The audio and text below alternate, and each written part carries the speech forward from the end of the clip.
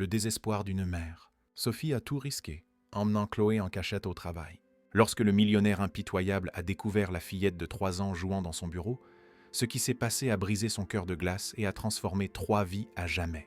Laissez-nous en commentaire d'où vous nous regardez et participez à ce moment spécial. Le réveil sonna à 5 heures du matin, comme tous les jours, mais Sophie Dubois savait que ce ne serait pas un jour ordinaire. Ses mains tremblaient en éteignant l'appareil tandis qu'elle regardait Chloé, sa fille de 3 ans, dormant paisiblement à côté d'elle dans le lit étroit du petit appartement qu'elle partageait. L'appel de la veille au soir résonnait encore dans ses oreilles comme une condamnation à mort. « Madame Dubois, je suis vraiment désolé, mais la crèche sera fermée pendant 1 semaine en raison d'une épidémie de varicelle. Par mesure de sécurité sanitaire, nous ne pourrons pas accueillir les enfants jusqu'à nouvel ordre.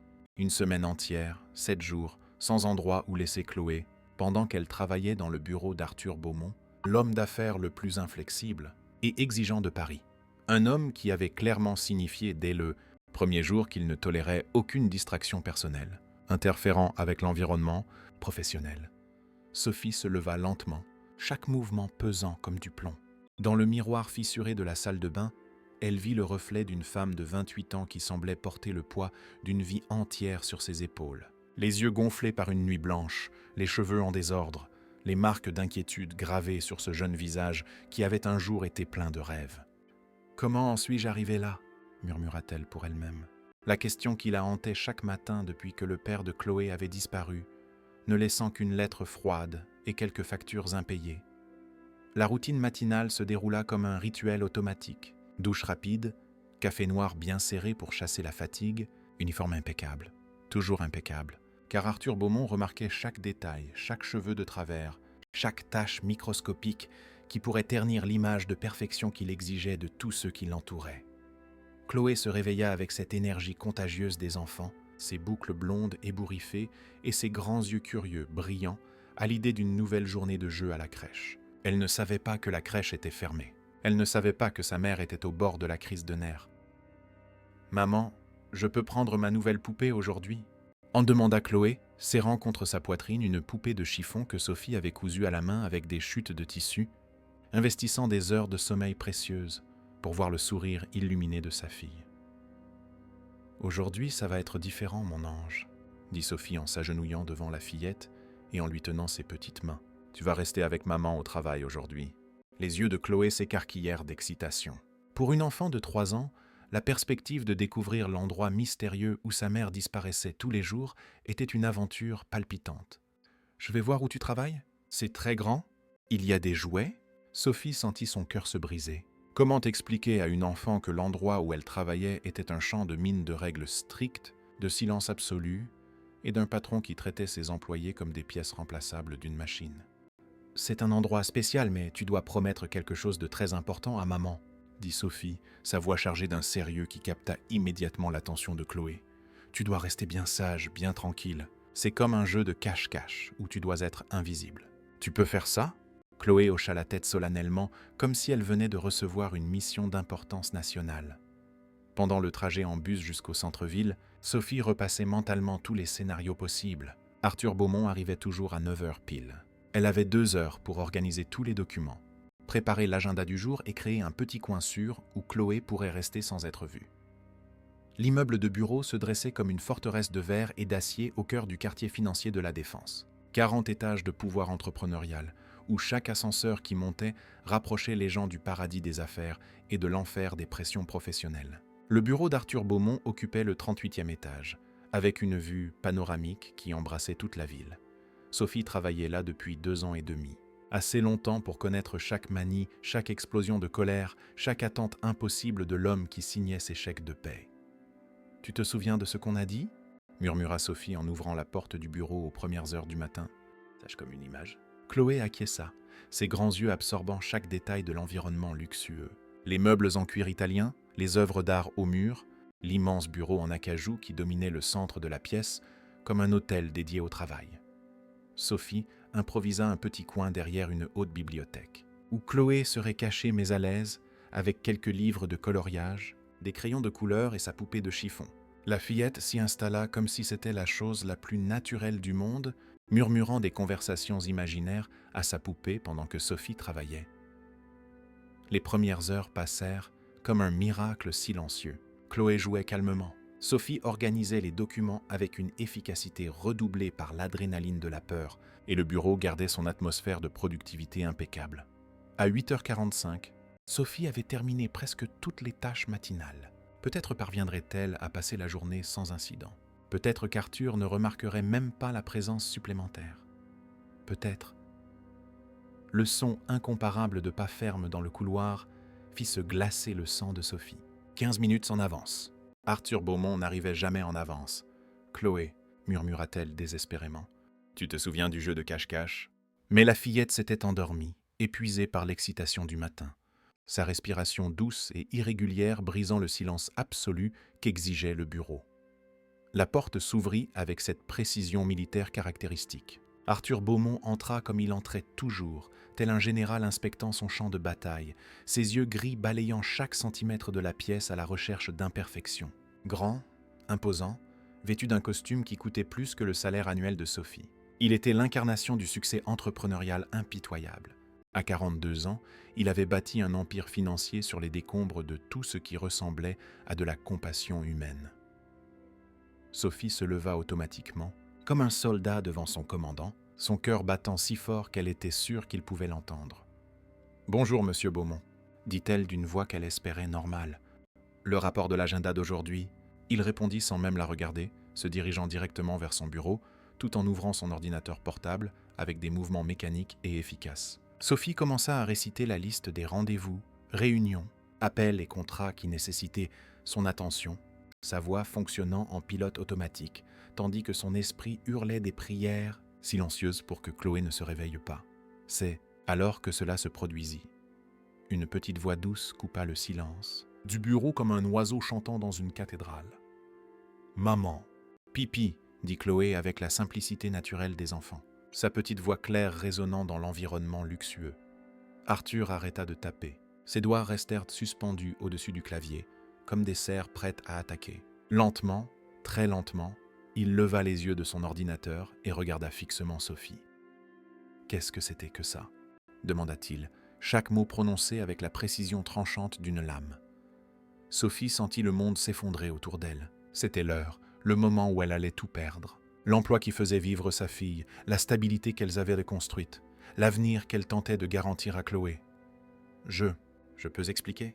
commença-t-elle, mais sa voix la trahit complètement. « Maman !» appela Chloé plus fort, commençant à pleurnicher, comme le font les jeunes enfants quand ils ont besoin d'attention. « Maman, où es-tu » Arthur se leva de sa chaise avec l'élégance prédatrice d'un félin. Chaque pas vers la bibliothèque, où Chloé était cachée, résonnait dans le silence comme les coups d'un marteau scellant son destin. Lorsqu'il contourna l'étagère et vit la petite silhouette assise par terre, entourée de livres de coloriage et de crayons éparpillés, des larmes commençant à se former dans ses grands yeux confus, Sophie ferma les yeux et attendit l'inévitable. « Salut !» dit Chloé d'une voix un peu tremblante, regardant l'homme grand en costume sombre. Elle serra plus fort sa poupée de chiffon contre sa poitrine, comme le font les petits enfants lorsqu'ils ne se sentent pas en sécurité. Ce à quoi Sophie ne s'attendait pas, c'était le silence. Un silence si profond et si prolongé qu'il la força à ouvrir les yeux pour voir ce qui se passait. Arthur Beaumont, l'homme qui avait licencié des employés pour 2 minutes de retard, l'homme d'affaires redouté qui traitait les émotions humaines comme des faiblesses inacceptables, se tenait là, complètement immobile, regardant Chloé avec une expression que Sophie n'avait jamais vue auparavant. La fillette le regardait en retour. Ses grands yeux innocents, remplis de curiosité enfantine, ne comprenaient pas pourquoi l'atmosphère était devenue si tendue. Elle balança légèrement sa poupée de chiffon et murmura un « salut » encore plus bas, comme le font les enfants timides. Et pour la première fois en 2 ans et demi de travail, Sophie vit quelque chose dans les yeux d'Arthur qu'elle n'avait jamais vu auparavant. Une vulnérabilité absolue face à l'innocence pure d'une enfant de 3 ans. Le temps sembla se figer à cet instant. Arthur Beaumont, l'homme qui avait bâti un empire sur des fondations de froideur calculée, restait immobile devant la petite Chloé. Ses yeux gris, habitués à disséquer des contrats millionnaires et à évaluer des adversaires corporatifs, se fixèrent maintenant sur l'enfant avec une intensité différente, comme s'il voyait quelque chose dont il avait depuis longtemps oublié l'existence. Chloé serra plus fort sa poupée de chiffon contre sa poitrine, ses grands yeux curieux étudiant cet homme grand en costume sombre. Elle pencha la tête sur le côté, un geste inconscient qu'elle faisait lorsqu'elle essayait de comprendre quelque chose de nouveau. « Maman » murmura-t-elle à nouveau, sa petite voix fluette coupant le silence pesant comme une lame délicate. Sophie sentit ses jambes trembler. Chaque seconde qui passait sans une explosion de colère d'Arthur était une seconde de plus d'agonie. Elle ne connaissait que trop bien les signes de sa fureur contenue, la mâchoire contractée, la respiration contrôlée, la façon dont ses poings se fermaient imperceptiblement. Mais cette fois, quelque chose était différent. Arthur cligna lentement des yeux, comme s'il sortait d'une transe. Sa bouche s'ouvrit légèrement, puis se referma. Il déglutit difficilement, un geste si humain, si vulnérable, que Sophie avait peine à croire ce qu'elle voyait. 2 semaines plus tôt, la transformation ne s'était pas produite du jour au lendemain. Dans les jours qui suivirent cette première rencontre, une danse silencieuse et prudente commença à se développer entre les trois. Arthur n'avait pas licencié Sophie, n'avait pas crié, n'avait même pas mentionné l'incident. Il avait simplement murmuré quelque chose comme « Nous réglerons ça plus tard » et s'était retiré dans son bureau privé, laissant Sophie dans un état de perplexité absolue. Le lendemain matin, lorsque Sophie arriva au bureau avec Chloé de nouveau cachée, la crèche resterait fermée encore quelques jours, elle trouva quelque chose d'inattendu sur son bureau. Un petit kit d'activités pour enfants, des crayons de couleur neufs, des feuilles de papier, quelques livres de coloriage adaptés à son âge. Il n'y avait pas de mots, pas d'explications, juste le matériel organisé avec la même précision militaire qu'Arthur appliquait à tout dans sa vie. Sophie regarda autour d'elle, confuse. Arthur n'était pas encore arrivé. Elle prit les objets avec des mains tremblantes, ayant l'impression de toucher les preuves d'un crime qu'elle ne comprenait pas. « Oh !» Chloé frappa dans ses mains quand elle vit les nouveaux livres. « C'est joli, maman. Je peux ?»« Tu peux, mon ange » murmura Sophie, encore en train de digérer l'impossibilité de la situation. « Mais tu te souviens de ce qu'on a dit ? Tu le saches comme une image ?» compléta Chloé solennellement, s'installant déjà dans son coin avec ses nouveaux trésors. 15 minutes plus tard, les pas fermes dans le couloir annoncèrent l'arrivée d'Arthur. Sophie se prépara mentalement à tout. Une réprimande tardive, un licenciement différé, un ultimatum. Mais lorsqu'il entra, ses yeux se dirigèrent automatiquement vers le coin où Chloé était absorbée par le coloriage d'un papillon. Il s'arrêta une fraction de seconde. Sophie vit ses épaules se détendre presque imperceptiblement. « Bonjour », dit-il, mais sa voix semblait différente, moins tranchante, plus humaine. « Bonjour, monsieur Beaumont », répondit Sophie, essayant de déchiffrer son expression. Arthur se dirigea vers son bureau, mais Sophie remarqua comment ses yeux revenaient sans cesse là où Chloé jouait en silence. La fillette avait choisi des couleurs vibrantes pour le papillon.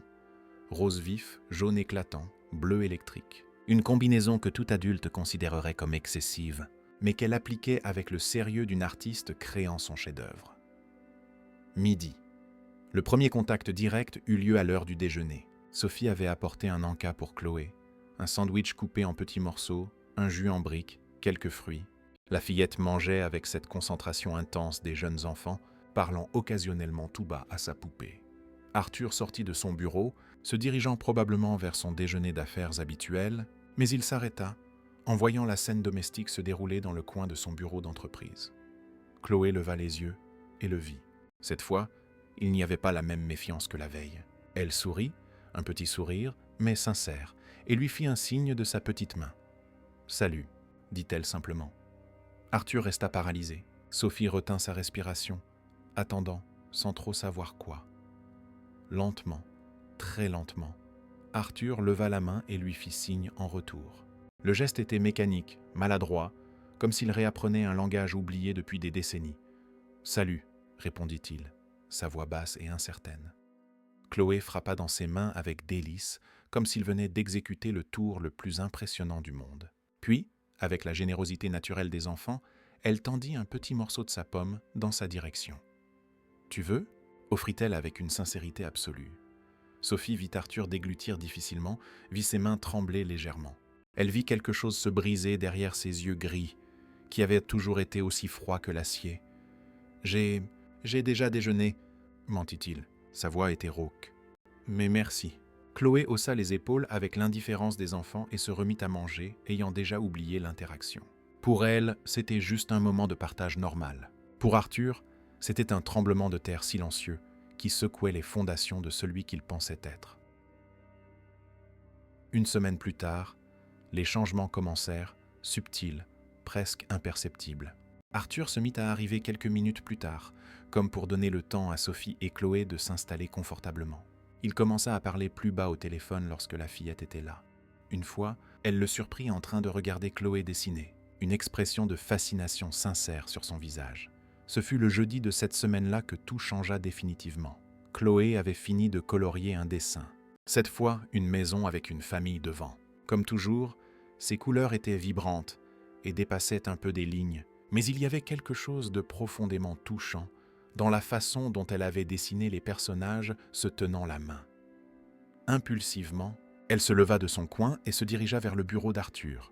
Sophie faillit crier de surprise, mais le son mourut dans sa gorge quand elle vit l'expression sur le visage de son patron. Chloé tenait le dessin à deux mains, le lui tendant avec la solennité de quelqu'un offrant un cadeau précieux. « Pour vous », dit-elle simplement. Arthur regarda le papier comme si c'était un document juridique complexe qu'il devait analyser. Ses mains tremblaient lorsqu'il le prit, le tenant avec un soin excessif, comme s'il était fait du matériau le plus fragile au monde. « Il est très beau », dit-il, et Sophie fut choquée d'entendre une émotion sincère dans sa voix.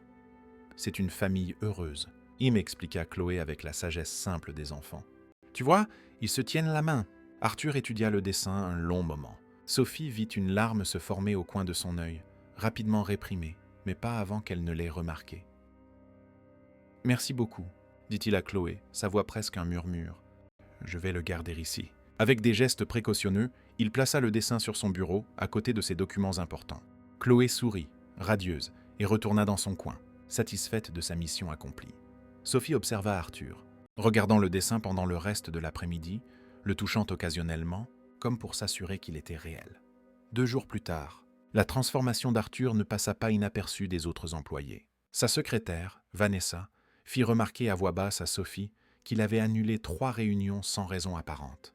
Ses associés commencèrent à murmurer à propos de sa distraction récente lors des vidéoconférences. Mais Sophie voyait ce que les autres ne voyaient pas. Elle voyait comment il commençait à sourire. Non pas le sourire calculé des affaires, mais quelque chose de sincère et de surprenant. Elle voyait comment il regardait Chloé avec une tendresse qui transformait complètement ses traits. Elle voyait comment il avait commencé à arriver plus tard et à partir plus tôt, comme s'il voulait maximiser le temps passé en leur présence. Le vendredi, il fit quelque chose de complètement inattendu. « Sophie, » dit-il, la voix hésitante. « Vous avez des projets pour le week-end » Sophie cligna des yeux, confuse. En 2 ans et demi de travail, il ne lui avait jamais rien demandé sur sa vie personnelle. « Non, monsieur.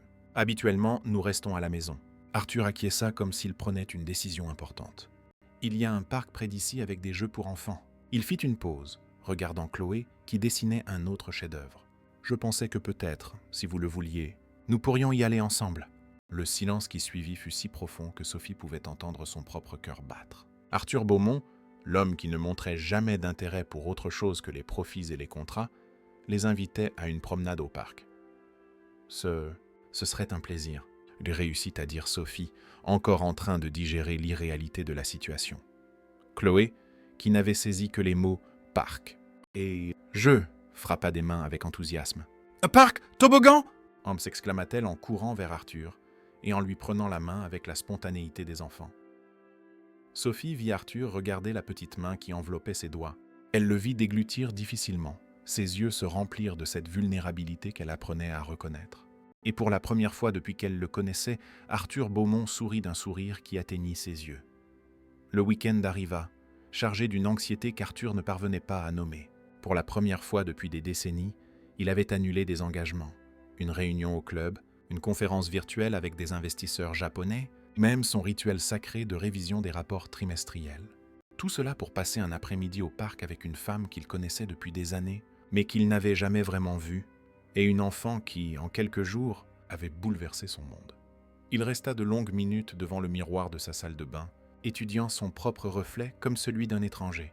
Quels vêtements porte-t-on pour jouer au parc ? À 42 ans, Arthur Beaumont n'en avait aucune idée. Il opta pour un jean, le premier qu'il portait depuis des années, et un polo, se sentant inconfortablement vulnérable sans l'armure de ses costumes sur mesure. 2 heures plus tard, Sophie tenait la main de Chloé tandis qu'elles attendaient à l'entrée du parc. ses propres nerfs à vif. Elle avait passé la matinée à s'interroger sur le bien-fondé de cette situation. Que faisait une simple employée en retrouvant son patron pour une promenade au parc? Et pourquoi son cœur s'emballait-il chaque fois qu'elle pensait le voir en dehors du cadre professionnel?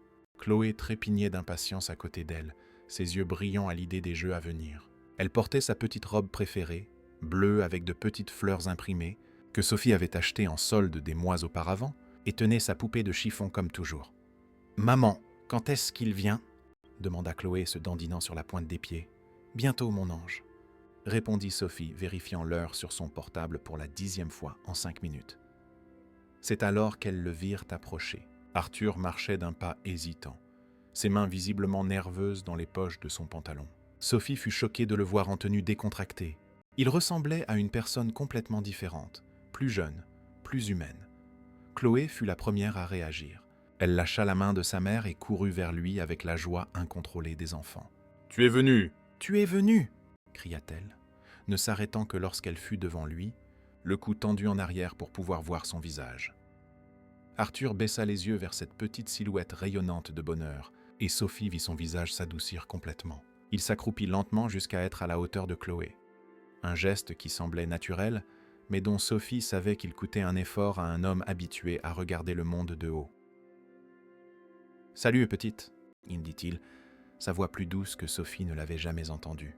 « Prête à jouer ?» Chloé frappa dans ses mains et acquiesça vigoureusement. Puis, sans aucune cérémonie, elle lui tendit sa petite main. Arthur regarda la main offerte avec une expression d'étonnement presque enfantin, avant de l'envelopper soigneusement de la sienne. 20 minutes plus tard, le parc était animé pour un samedi après-midi. Des familles éparpillées sur les pelouses, des enfants courant entre les jeux, le son des rires et des conversations créant une symphonie de vie normale qui était complètement étrangère à Arthur. Ils se dirigèrent vers l'aire de jeu, Chloé sautillant pratiquement d'excitation entre les deux adultes. Sophie observait Arthur discrètement, fascinée par la façon dont il semblait absorber chaque détail de cet environnement. L'odeur de l'herbe coupée, le bruit joyeux des enfants, la sensation du soleil sur sa peau sans la protection des vitres de son bureau. « Toboggan », annonça Chloé en montrant le jeu coloré. « Viens avec moi !» Arthur hésita, regardant le toboggan comme s'il s'agissait d'un défi commercial complexe. Sophie vit son front se plisser légèrement, cette expression concentrée qu'il utilisait pour analyser les contrats. « Je ne sais pas si... » commença-t-il, mais Chloé avait déjà lâché sa main et courait vers les marches. « C'est facile !» cria-t-elle du haut du jeu. « Regarde !» Et avant que l'un des adultes ne puisse réagir, elle se laissa glisser, riant aux éclats pendant la descente. Elle arriva en bas avec les cheveux ébouriffés et un sourire qui semblait illuminer tout le parc. « À toi maintenant !» dit-elle en revenant vers Arthur en courant et en lui tirant la main. « Chloé, Arthur est trop grand pour le toboggan !» Commença à intervenir Sophie, mais elle s'arrêta en voyant l'expression sur son visage. Arthur regardait Chloé avec une intensité qui fendait le cœur. Quelque chose se brisait derrière ses yeux gris. Des décennies de contrôle, des années d'une vie mesurée uniquement en chiffres et en profits. Une enfance qu'il avait lui-même oublié avoir eue un jour. « Peut-être que je peux essayer », dit-il, sa voix presque un murmure. Sophie assista, hypnotisée, tandis qu'Arthur Beaumont, l'homme qui dirigeait des réunions à plusieurs millions d'euros, gravissait maladroitement les petites marches d'un toboggan pour enfants. Ses longues jambes tenaient à peine dans l'espace. Ses mouvements étaient prudents et hésitants, mais il y avait quelque chose de profondément touchant dans la détermination avec laquelle il affrontait ce défi apparemment simple. En haut, il s'arrêta un moment, regardant en bas, où Chloé applaudissait avec enthousiasme. Sophie le vit fermer les yeux, prendre une profonde inspiration et se laisser glisser. La descente ne dura que quelques secondes, mais quand Arthur arriva en bas, quelque chose de fondamental avait changé dans son expression. Il souriait, pas le sourire calculé des affaires, mais un sourire sincère, surpris, comme s'il venait de découvrir quelque chose de merveilleux dont il ignorait l'existence. Chloé explosa en applaudissements, puis se jeta dans ses bras avec l'impulsivité totale des jeunes enfants. Arthur la rattrapa instinctivement, ses bras l'enveloppant avec une protection naturelle qui serra le cœur de Sophie.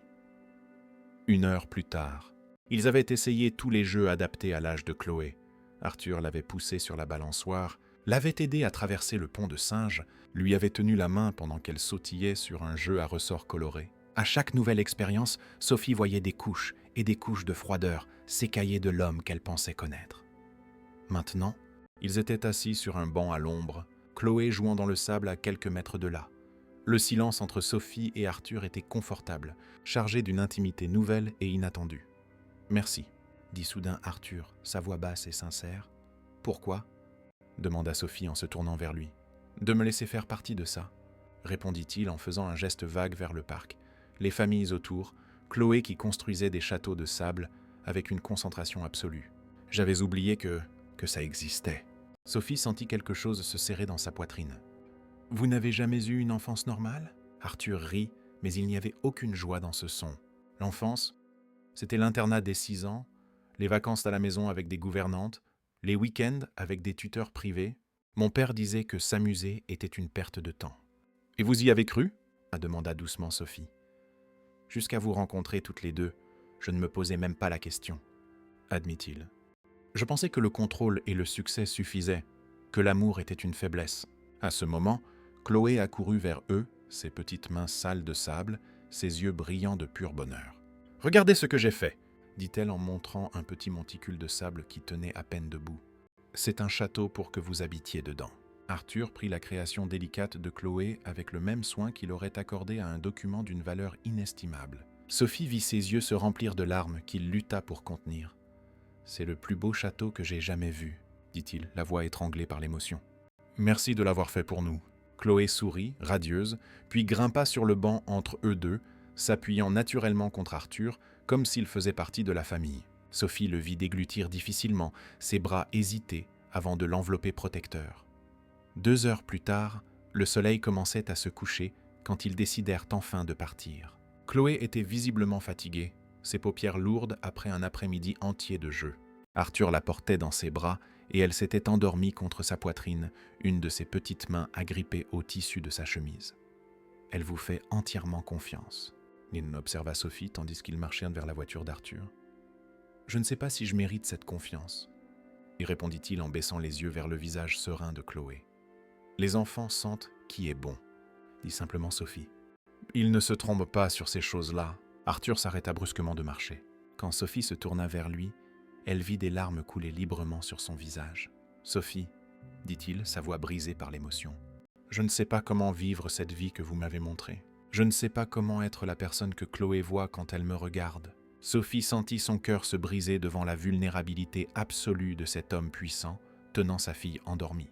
Instinctivement, elle tendit la main et toucha son visage, essuyant ses larmes avec une gentillesse qui fit fermer les yeux à Arthur. « Vous n'avez pas besoin de tout savoir d'un coup, » murmura-t-elle. « Vous avez juste besoin de vouloir apprendre. »« Oh, je le veux, » dit-il avec une intensité qui la surprit. « Mon Dieu, comme je le veux. Mais et si je gâche tout? Et si je ne sais pas vous aimer comme vous le méritez ?»« L'amour, ce n'est pas quelque chose que l'on sait, » répondit Sophie, ses propres larmes commençant à couler. « C'est quelque chose que l'on ressent et que l'on choisit chaque jour. » Arthur la regarda dans les yeux un long moment, Chloé dormant toujours paisiblement entre eux. À cet instant, quelque chose se scella entre les trois. Une connexion qui transcendait la logique, la convenance ou les attentes sociales. « Alors, je choisis, » murmura-t-il. « Je vous choisis tous les jours. Pour le reste de ma vie, je vous choisis. » Sur le chemin du retour, Chloé se réveilla pendant le trajet, somnolente et confuse. Quand elle réalisa qu'elle était dans la voiture d'Arthur, qui lui souriait dans le rétroviseur, elle frappa des mains avec une joie renouvelée. C'était la meilleure journée, annonça-t-elle avec la conviction absolue des enfants. « On peut le refaire demain ?» Arthur rit, un rire sincère, libre, qui remplit toute la voiture de sa musique. « On peut faire ça chaque fois que tu le voudras, petite. » Oh, promit-il. Et Sophie sut qu'il était sérieux.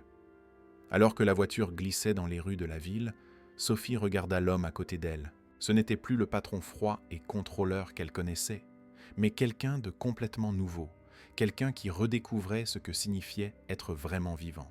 Et elle sut, avec une certitude qui lui réchauffait le cœur, que leur vie ne serait plus jamais les mêmes. Les changements ne passèrent pas inaperçus. Le lundi suivant le parc, quand Arthur arriva au bureau avec un sourire qu'il ne pouvait dissimuler, sa secrétaire, Vanessa, haussa les sourcils en signe de surprise silencieuse.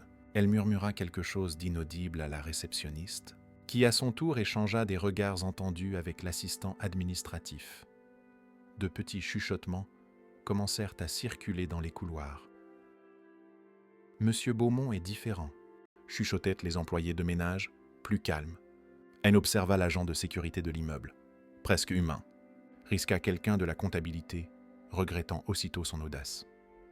Arthur sentait les regards, entendait les murmures qui cessaient à son passage. Mais pour la première fois de sa vie professionnelle, il s'en fichait. Il avait des choses plus importantes en tête, comme le son du rire de Chloé résonnant dans son esprit, la sensation de ses petites mains confiantes dans les siennes, la façon dont Sophie avait touché son visage avec une tendresse dont il ignorait l'existence. 3 jours plus tard, la première réunion de la semaine était fixée à 10 heures. Des partenaires commerciaux importants, des contrats de plusieurs millions en jeu, le genre de rencontre qui monopolisait habituellement toute son attention. Arthur était en train de réviser les derniers documents quand il entendit la voix familière venant du bureau extérieur. « Maman, je peux dessiner ?» demanda Chloé, sa voix enfantine traversant les parois de verre comme une mélodie. Arthur sentit un sourire involontaire se former sur ses lèvres. Il regarda l'horloge. Il avait encore 15 minutes avant la réunion. Il se leva de sa chaise, rangea les papiers dans un tiroir et se dirigea vers le bureau où travaillait Sophie. Chloé était installée dans son coin habituel. Entourée de crayons de couleur et de feuilles blanches, la concentration enfantine gravée sur ses petits traits. Quand elle le vit approcher, son visage s'illumina d'une joie pure. « Salut !» dit-elle en lâchant immédiatement son crayon et en courant vers lui. « Salut, petite !» répondit Arthur en s'accroupissant automatiquement pour être à sa hauteur. Le geste était devenu naturel, instinctif. « Regarde ce que j'ai fait. » Chloé tenait un dessin dans ses mains. Cette fois, 3 silhouettes se tenant la main sous un soleil jaune géant. « C'est nous, au parc !»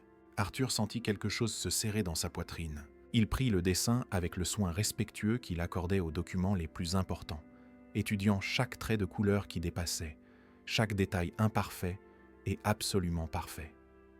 « Il est magnifique, » dit-il, la voix étranglée. « Je peux garder celui-là aussi ?»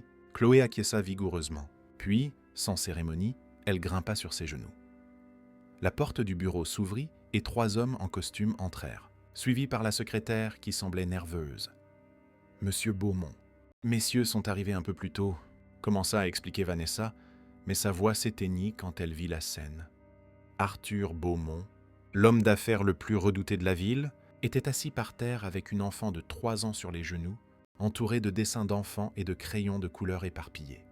Le silence qui suivit fut absolu. Sophie sentit son sang se glacer. Chloé, inconsciente de l'attention qui s'était installée, continuait de montrer son dessin à Arthur, murmurant des explications sur les couleurs qu'elle avait choisies.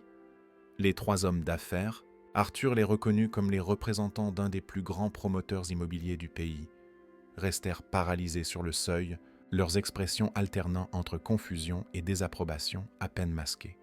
« Monsieur Beaumont », commença l'aîné du groupe en se raclant la gorge, clairement mal à l'aise. Peut-être vaudrait-il mieux reporter cette réunion à un moment plus approprié. Arthur sentit les petits bras de Chloé se resserrer autour de son cou quand elle perçut la tension dans la voix de l'étranger. Instinctivement, il la serra plus près, un geste protecteur qui surprit tout le monde dans la pièce, y compris lui-même.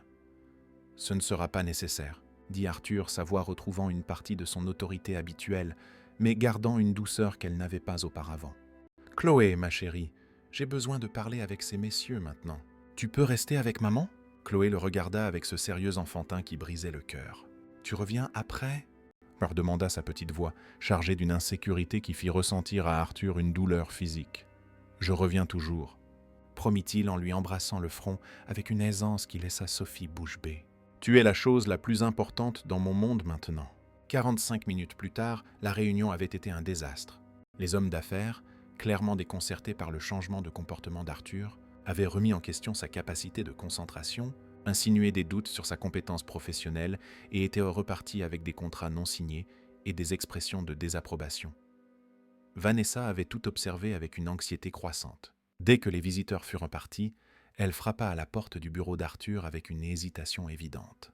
« Excusez-moi, monsieur », dit-elle, la voix tendue. « Puis-je vous parler un instant ?» Arthur leva les yeux des documents qu'il feignait de réviser, mais ses pensées étaient avec Chloé, qui avait passé toute la réunion inquiète, demandant à voix basse à Sophie s'il était fâché contre elle. « Oui, Vanessa. »« Qu'y a-t-il » Vanessa prit une profonde inspiration, ses mains tremblant légèrement, tandis qu'elle serrait un dossier contre sa poitrine. « Monsieur Beaumont, Je travaille pour vous depuis 5 ans, commença-t-elle, chaque mot lui coûtant visiblement un effort. J'ai toujours respecté votre professionnalisme, votre dévouement au travail. Arthur fronça les sourcils, pressentant ce qui allait suivre. Mais dernièrement, poursuivit Vanessa, sa voix gagnant en assurance, vous êtes des différents, distraits. Les clients commencent à en parler. Aujourd'hui même, les représentants d'Atlas Immobilier sont partis en se demandant si vous aviez toujours le même engagement envers les affaires. Et vous êtes d'accord avec eux ? Il se demanda Arthur, sa voix dangereusement basse. Vanessa déglutit, mais maintint sa position. Je pense que vous devez décider si vous voulez être un homme d'affaires ou autre chose. Ah, dit-elle, les derniers mots sortant presque comme un murmure. Parce que dans le monde des affaires, cette situation avec l'employé et l'enfant pourrait être perçue comme inappropriée. 2 heures plus tard, Arthur avait congédié Vanessa pour le reste de la journée, prétextant un besoin de réviser des contrats importants. En réalité, il était assis dans son fauteuil de direction, regardant à travers la paroi de verre Sophie qui travaillait, Chloé jouant tranquillement à ses côtés. Les mots de Vanessa résonnèrent dans son esprit comme une sentence, inappropriée, discutable, non professionnelle. Pendant 4 décennies, ces mots auraient été un coup de poignard mortel pour sa réputation. Pendant 4 décennies, il aurait éliminé toute source de distraction immédiatement, sans hésitation, sans remords. Maintenant, en regardant Chloé qui dessinait avec le bout de la langue sorti en signe de concentration, en voyant Sophie qui organisait des documents avec la même efficacité, mais désormais avec un sourire doux aux lèvres, Arthur ressentit quelque chose de complètement différent. Pour la première fois de sa vie, il se fichait de ce que pensèrent les autres. Chloé leva les yeux de son dessin et le vit l'observer à travers la vitre. Immédiatement, son visage s'illumina, et elle lui fit un signe enthousiaste, tapant sa petite main contre la vitre comme pour le toucher. Arthur sentit son cœur se serrer d'une émotion pure. Il se leva, ouvrit la porte qui séparait les 2 pièces et se dirigea vers elle. « Je peux voir ce que tu fais ?» demanda-t-il en s'accroupissant à côté d'elle. « C'est encore... »« Toi !» annonça fièrement Chloé, montrant un dessin où une grande silhouette en costume se tenait à côté d'une petite silhouette en robe bleue. « Tu es mon ami préféré dans le monde entier. » Arthur ferma les yeux un instant, luttant contre l'émotion qui menaçait de le submerger. Quand il les rouvrit, Sophie le regardait avec une expression inquiète. « Il s'est passé quelque chose ?» y demanda-t-elle doucement. « Les gens pensent que vous êtes un problème, » dit Arthur sans détour, sa voix chargée d'une douleur qu'il ne pouvait cacher. Sophie sentit le monde s'écrouler. « Je savais que ça arriverait, » murmura-t-elle, ses mains tremblantes. « Je savais que nous vous causerions des problèmes. »« Non, » dit Arthur avec une fermeté qui la surprit. « Vous n'êtes pas le problème. Le problème, c'est un monde qui pense que l'amour et le bonheur sont des faiblesses. » Chloé, sentant la tension entre les adultes, lâcha ses crayons et grimpa sur les genoux d'Arthur, ses petits bras s'enroulant autour de son cou dans un câlin consolateur. « Ne sois pas triste, » lui murmura-t-elle à l'oreille, sa voix douce comme le miel. « Je t'aime très fort. » C'est à ce moment-là qu'Arthur Beaumont prit la décision la plus importante de sa vie. En fin d'après-midi, Arthur convoqua une réunion extraordinaire avec tous les employés du bureau. Sophie observait, nerveuse, depuis son bureau, Chloé dormant paisiblement dans ses bras après une après-midi de dessin et de jeu. Vanessa arriva, visiblement tendue, suivie par les autres employés qui murmuraient entre eux sur la raison de cette réunion soudaine. Tous prirent place dans la salle de conférence, attendant les mots de leur patron avec un mélange de curiosité et d'appréhension. Arthur se leva, regarda chaque visage autour de la table et prit enfin la parole. « Pendant des années, j'ai bâti ma vie et ma carrière sur la base que les sentiments étaient des faiblesses, » ne commença-t-il, sa voix claire et ferme. « Je croyais que, pour être respecté, je devais être froid, que pour être efficace, je devais être inhumain. » Des murmures étouffés circulèrent. Vanessa se mordait la lèvre inférieure, visiblement anxieuse. « Mais j'ai découvert récemment que j'avais tort, » et poursuivit Arthur, ses yeux se tournant vers Sophie et Chloé. « J'ai découvert que la vraie force ne vient pas de l'isolement, mais de la connexion. Pas du contrôle, mais de l'amour. » Le silence dans la salle était assourdissant. Sophie Dubois et sa fille Chloé m'ont appris plus sur le leadership, l'humanité et le vrai succès en quelques semaines que 40 ans d'affaires ne l'ont fait, déclara Arthur, sa voix s'emplissant d'émotion. Et si cela dérange quelqu'un, si cela remet en question ma capacité professionnelle, alors il est peut-être temps de remettre en question le genre de professionnel que nous voulons être. Vanessa déglutit difficilement, ses yeux s'emplissant de larmes de honte. « À partir d'aujourd'hui, » conclut Arthur, « Cet endroit ne sera plus un lieu où les sentiments sont vus comme une faiblesse. Ce sera un lieu où nous reconnaissons que notre humanité est notre plus grande force. Chloé choisit ce moment pour se réveiller, regardant la salle remplie d'adultes avec ses grands yeux curieux. Quand elle vit Arthur, elle sourit et lui fit signe, complètement inconsciente de l'importance du moment dont elle venait d'être témoin.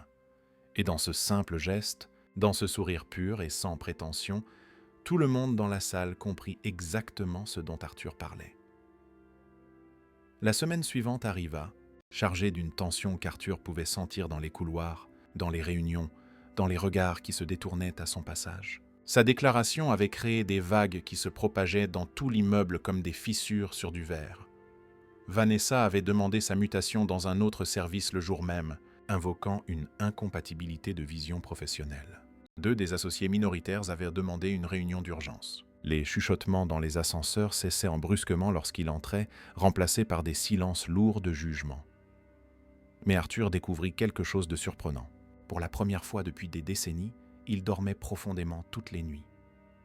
5 jours après la réunion, Sophie arriva au bureau ce matin-là avec une Chloé particulièrement excitée. La fillette s'était réveillée en fredonnant une chanson apprise à la télévision, ses boucles blondes dansant tandis qu'elle sautillait dans le petit appartement.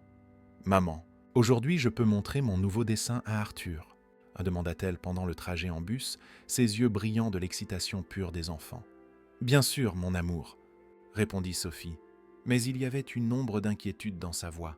Les derniers jours avaient été tendus au bureau, et elle sentait que quelque chose allait se passer. Quand elles arrivèrent, Arthur était déjà là, mais pas seul.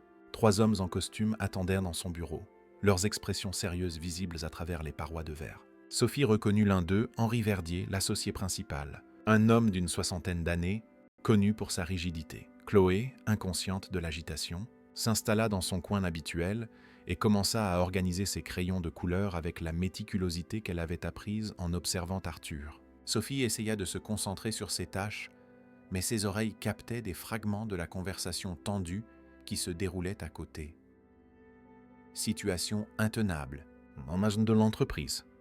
Comportement inapproprié, Arthur répondait d'une voix contrôlée, mais Sophie pouvait sentir la tension dans ses épaules, même à travers la vitre. 30 minutes plus tard, la réunion s'éternisait et Chloé commençait à s'agiter. Elle avait terminé 2 dessins et regardait maintenant sans cesse vers la salle où se trouvait Arthur, fronçant son petit front avec confusion. « Maman, pourquoi Arthur n'est pas encore venu me voir ?» demanda-t-elle, sa voix chargée d'une tristesse qui serra le cœur de Sophie. « Il travaille, mon ange », expliqua doucement Sophie. « Parfois, les adultes doivent avoir des conversations importantes. »« Mais il vient toujours me voir », insista Chloé, ses yeux s'emplissant de larmes. « Il ne m'aime plus. » Avant que Sophie ne puisse répondre, la porte du bureau d'Arthur s'ouvrit avec force. Henri Verdier sortit le premier, le visage rouge de colère contenue, suivi des 2 autres hommes.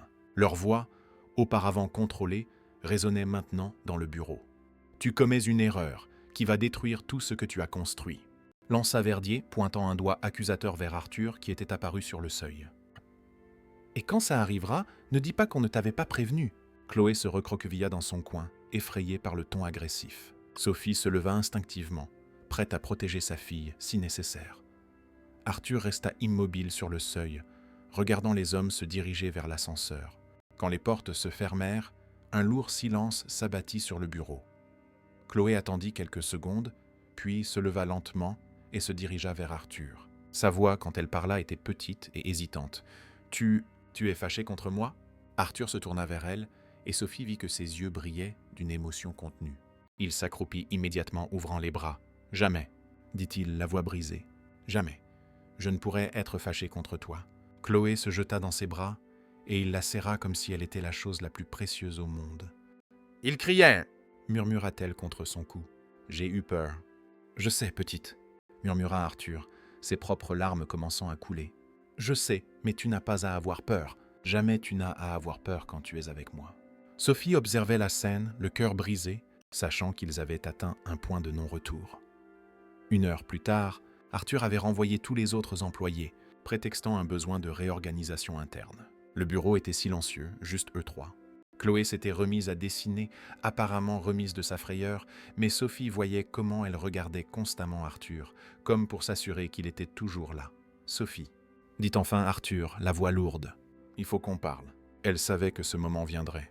Elle avait senti la pression monter, vu les regards désapprobateurs, entendu les commentaires chuchotés. Elle se prépara mentalement à ce qui allait suivre. « Les associés veulent que je choisisse », continua-t-il, regardant la ville par la fenêtre. « L'entreprise ou vous ?» Sophie sentit le monde s'écrouler. « Et vous? Vous avez décidé ?» Arthur se tourna vers elle, et ce que Sophie vit dans ses yeux la laissa sans voix. Il n'y avait aucun doute, aucune hésitation, seulement une détermination absolue qui la surprit. « Je vous ai choisi dès le premier jour où Chloé m'a pris la main, » dit-il simplement. « La question n'est pas si je vais vous choisir, la question est de savoir comment nous allons construire notre vie après ce choix. » Chloé, qui avait entendu son nom, leva les yeux de son dessin. « Vous parlez de moi ?» demanda-t-elle avec une curiosité innocente. Arthur sourit, ce sourire sincère qu'il avait appris à donner. « On parle toujours de toi, » dit-il en lui tendant la main, « parce que tu es la personne la plus importante de nos vies. » Chloé lâcha ses crayons et courut vers lui, grimpant sur ses genoux avec la confiance naturelle des enfants aimés. « Je vous aime aussi, » annonça-t-elle avec le sérieux des grandes déclarations. « Vous êtes ma famille. » Famille. Le mot résonna dans le silence du bureau comme une révélation. Arthur regarda Sophie, vit ses larmes, sentit Chloé blottie contre sa poitrine et sut avec une certitude absolue qu'il avait pris la bonne décision. En fin d'après-midi, Arthur avait passé des heures au téléphone, passant des appels, réorganisant ses priorités, prenant des décisions qui allaient radicalement changer sa vie professionnelle. Sophie entendait des bribes de conversation. Il vendait sa part de l'entreprise, liquidait des investissements, réorganisait complètement sa structure financière. « Vous êtes sûr de ça ?» demanda-t-elle quand il raccrocha enfin. « Sophie ?» dit-il en se tournant vers elle avec une intensité qui lui coupa le souffle. « J'ai passé 42 ans à construire un empire qui ne me rendait pas heureux. J'ai passé quelques semaines à vos côtés à construire une famille qui me donne envie de me lever chaque matin. » Il se leva et se dirigea vers elle, prenant ses mains entre les siennes. « J'ai perdu 40 ans de ma vie à être quelqu'un que je n'étais pas, » continua-t-il, la voix chargée d'émotion. « Je ne perdrai pas un jour de plus. » Chloé, qui avait joué tranquillement, choisit ce moment pour s'approcher, un dessin à la main. « Regardez, » dit-elle en montrant le papier. « J'ai dessiné notre maison. » C'était un dessin simple, une maison avec 3 fenêtres, une porte rouge et 3 silhouettes souriantes devant. Au-dessus, un soleil géant brillait. « C'est là où on va habiter, toujours ensemble, » expliqua Chloé avec la conviction absolue des enfants. « Et on sera heureux pour toujours. » Arthur prit le dessin, étudia chaque trait fait avec amour et sentit ses dernières défenses s'effondrer.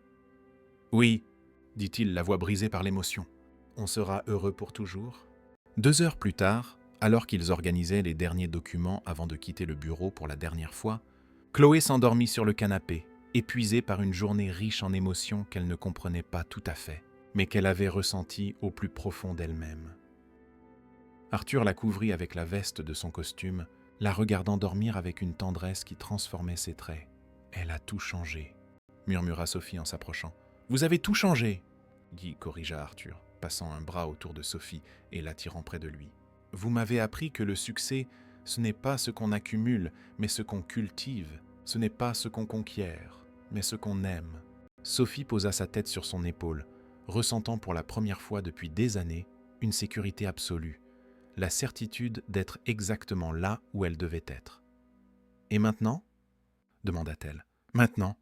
dit Arthur en lui embrassant le sommet du crâne. « Maintenant, notre vraie vie commence. » Dehors, la ville continuait son rythme frénétique, mais à l'intérieur de ce bureau, 3 personnes avaient découvert quelque chose d'infiniment plus précieux.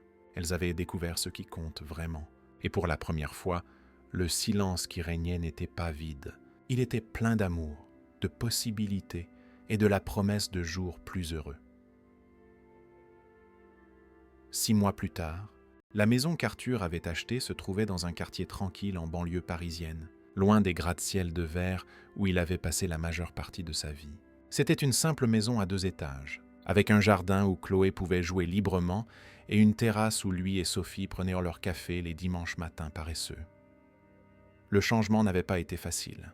Les premiers jours, Arthur se réveillait à 5 heures du matin par pure habitude, cherchant automatiquement son téléphone professionnel, avant de se rappeler qu'il n'avait plus de réunions, de contrats à réviser ou d'empires à construire.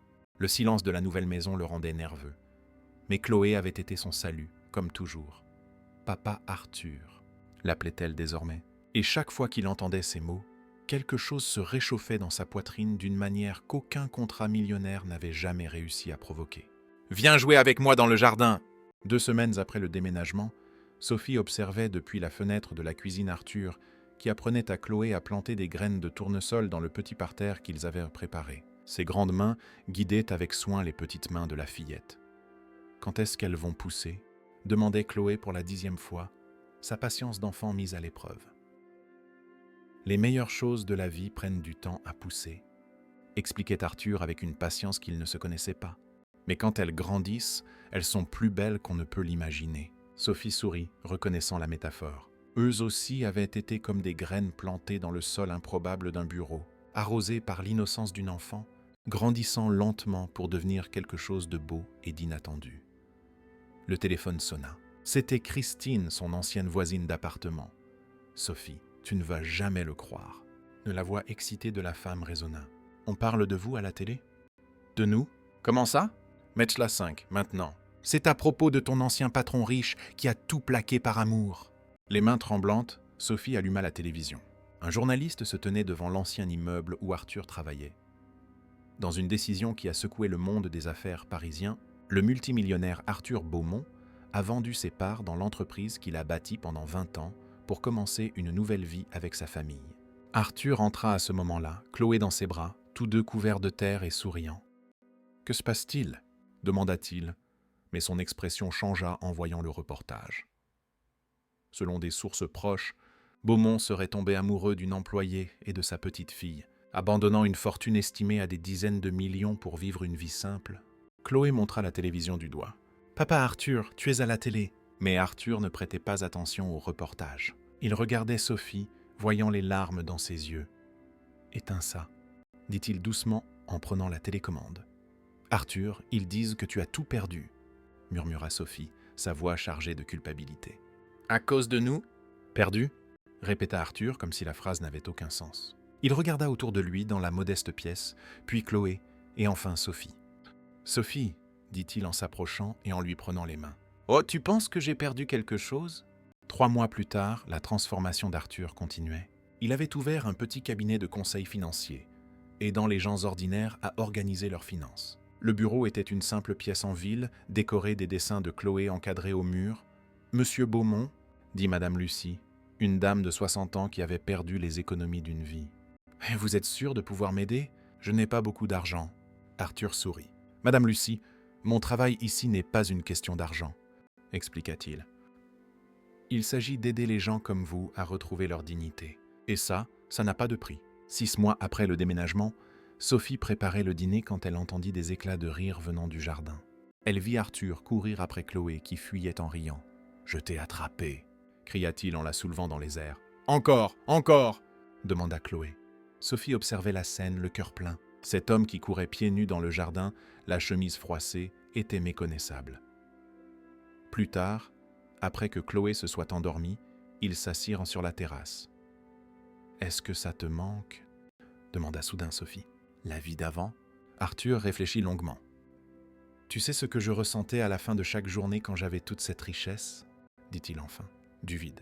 Un vide si profond que j'ignorais même son existence jusqu'à ce qu'il disparaisse. » Il se tourna vers elle. « Maintenant, quand Chloé m'appelle papa, quand tu souris le matin quand j'aide quelqu'un, je me sens vraiment riche. » 1 an plus tard, Chloé admirait les tournesols qui avaient enfin fleuri. Ils étaient énormes, vibrants. « Papa Arthur !» s'écria-t-elle. « Les tournesols ont poussé. » Arthur, Sophie et Chloé restèrent là, admirant les fleurs.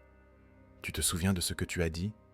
demanda Chloé en tenant la main d'Arthur. « Que les meilleures choses prennent du temps à pousser. »« Je m'en souviens, » répondit Arthur, la voix douce. « Notre famille aussi, elle a mis du temps à pousser, » observa Chloé. « Mais maintenant, on est la plus belle famille du monde. » Arthur sentit les larmes lui monter aux yeux.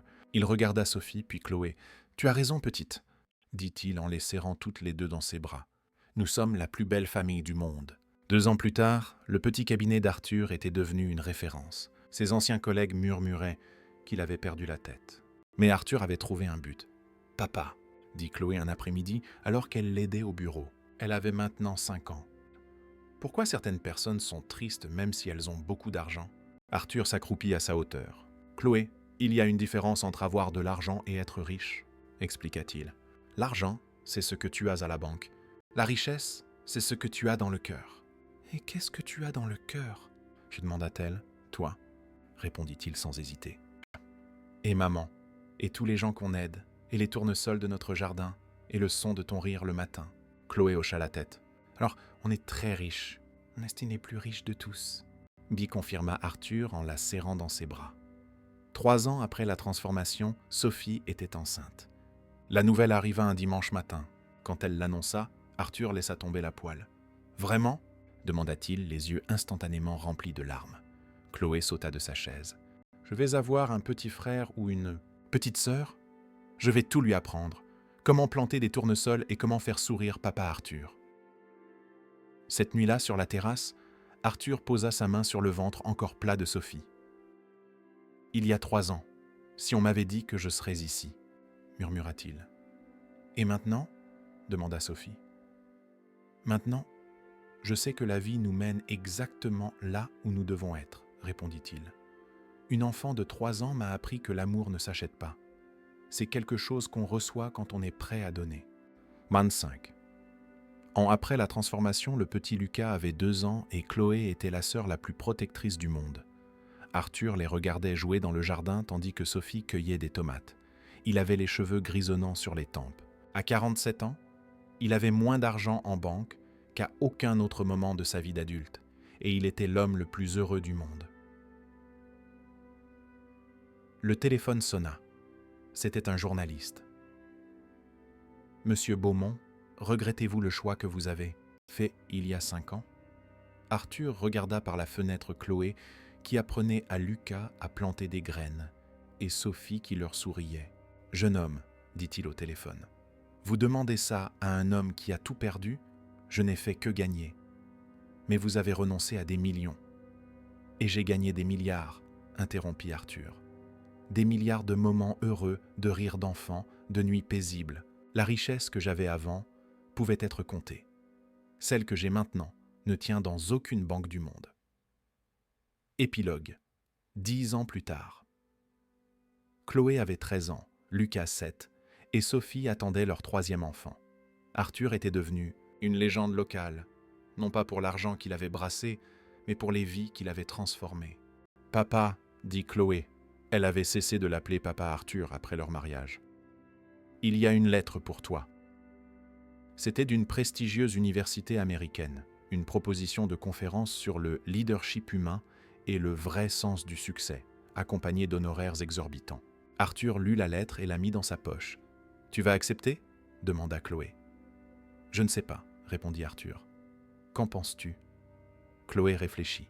« Je pense que tu peux aider encore plus de gens, mais seulement si ça ne veut pas dire être loin de nous. » Arthur sourit, la serrant dans ses bras. « Tu sais quoi ? Tu es toujours la personne la plus sage que je connaisse. » Cette nuit-là, sur la terrasse, il en parla à Sophie. « Et si c'est un piège ?» demanda-t-elle en plaisantant. « Si tu reprends goût à ce monde ?» Arthur rit. « Sophie, dit-il, il y a 10 ans, je croyais savoir ce qu'était le succès. Aujourd'hui, je sais que le succès, c'est quand tu regardes ta vie et que tu ne veux rien échanger. » Il montra l'intérieur de la maison. « Le succès, c'est quand tu plantes des graines d'amour et que tu vois pousser des tournesols de bonheur. C'est quand tu réalises que la vraie richesse n'est pas ce que tu possèdes, mais ce que tu es capable de donner. » « Et que vas-tu répondre à l'université ?»« Que j'accepte de donner la conférence, » dit Arthur, « à condition de pouvoir emmener ma famille. Parce que la plus grande leçon que j'ai à enseigner n'est pas dans les mots, elle est dans la façon dont nous choisissons de vivre. » Sous le ciel étoilé, entouré par les tournesols qu'il avait plantés grâce aux mains d'une enfant, Arthur Beaumont comprit enfin la vérité la plus simple de la vie. Peu importe les empires que vous construisez, à la fin, la seule richesse qui compte vraiment, c'est la capacité d'aimer et d'être aimé. Et dans cette richesse, il était et serait toujours l'homme le plus riche du monde. Si vous avez aimé cette histoire, alors likez et abonnez-vous à la chaîne pour ne pas manquer les prochaines vidéos.